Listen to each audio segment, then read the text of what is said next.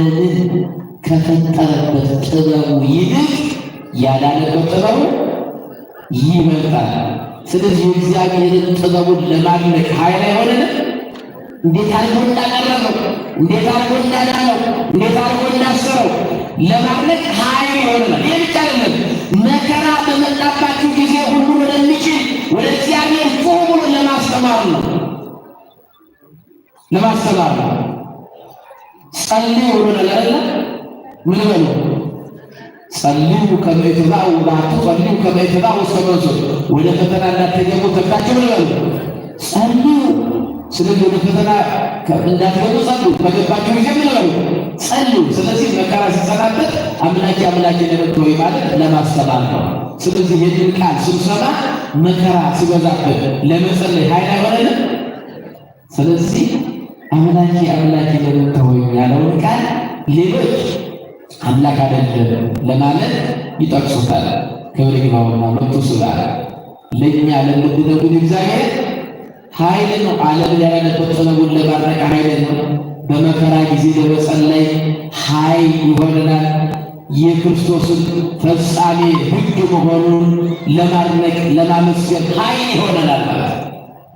ሁለተኛው በሉቃስ ወንጌል ምዕራፍ 23 ቁጥር 34 ላይ አባ አስረዮሙ እስመ በዘኢየአምሩ ይገብሩ አባት ሆይ የሚያደርጉት አያውቁምና ይቅር በላቸው። ይሄ ቃል የሚጠብቅ ሞኝነት ነው። በዚህ ቃል ክርስቶስ ጠፍተዋል።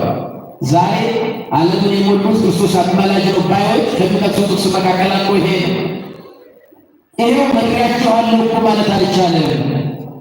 ማራቸው ይቅር በላቸው አለ እንጂ ይቅር ብያቸዋለሁ አላለም። ስለዚህ ቅዱስ አማላጅ ነው ይላል እና አማላጅ ነው ለማለት ይሄን ቃል ይጠቅሳል። ለሚጠፉት ሞኝነት ሆነ ለእኛ ለምንድነው? እግዚአብሔር ምንድን ነው? ኃይል ነው። ምንድን ነው ኃይል ነው ካል የበደሉንን ይቅር ለማለት ኃይል አይሆንም? ብንበደል ከክርስቶስ መከራ በላይ በደል ደርሶብናል። ዛሬ ዓለምን የሚያስታርቁ ሽማግሌዎች ለማስታረቅ ይሄ ቃል ኃይል አይሆናቸውም?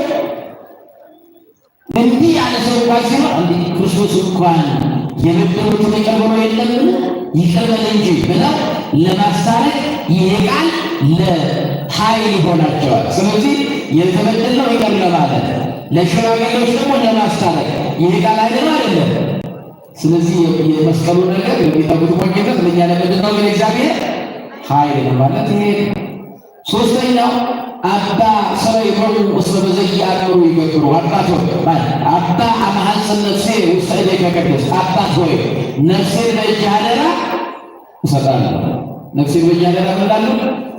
እያችሁ አሁን መቼ ሰው ዕለተ ሞቱ ሲቀር ይፈራል አይደል? ይፈራል። የሞኞቹ የሚጠፉት ሰዎች ምን ይላሉ መሰላችሁ? ይሄ ነፍሴን ተቀበላት ነው። ነፍሱን እንዲቀበላት አካል ነው። እሱ እኮ ሲያስተምር ብሎናል። ነፍሴን በፈቃዴ አኖራታለሁ አለ። ነፍሴን በፈቃዴ አኖራታለሁ አኖራት፣ በፈቃዴ ደግሞ አነሳታለሁ። ላኖራ ስልጣን አለኝ፣ ላነሳትም ስልጣን አለኝ ብሎናል። ነገር ግን በዕለተ ዓርብ አባ አማሐጽን ነፍሴ ውስተ እዴከ ቅድስት አባት ሆይ ነፍሴን በእጅህ አደራ እሰጣለሁ አለ። ይሄንን ይዘው ይላሉ። ይሄው ነፍሴን ተቀበል እያለ እኮ ነው። ይሄን ለማስተማር ነው። ለሚጠፉት እንዲያምነው እንደዚህ ተናገር ይጠፉበታል። ለእኛ ለምንድነው ግን የእግዚአብሔር ኃይል ነው። የእግዚአብሔር ምንድን ነው? ይህን ቃል ስናይ እግዚአብሔር አምላካችን እንደሚመራን ይቅር እንደሚልን ይህ ቃል ኃይል ይሆናል። ሰዓት ስላለቀ ይበቃናል። ይቆያል።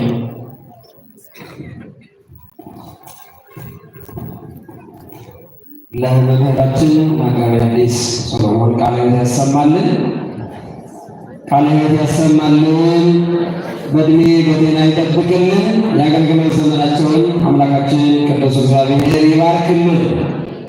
በደንብ አድርገው አመስግነው ረቂቁን አግኝተው የረቀውን አቅርበው አስተምረናል።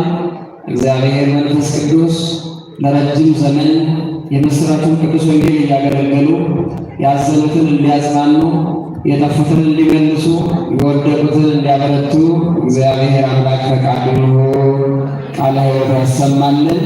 ከዚህ በመቀጠል ከዘማሪት የሮጋ አብረን እግዚአብሔር በዝማሬ እናመሰግናለን።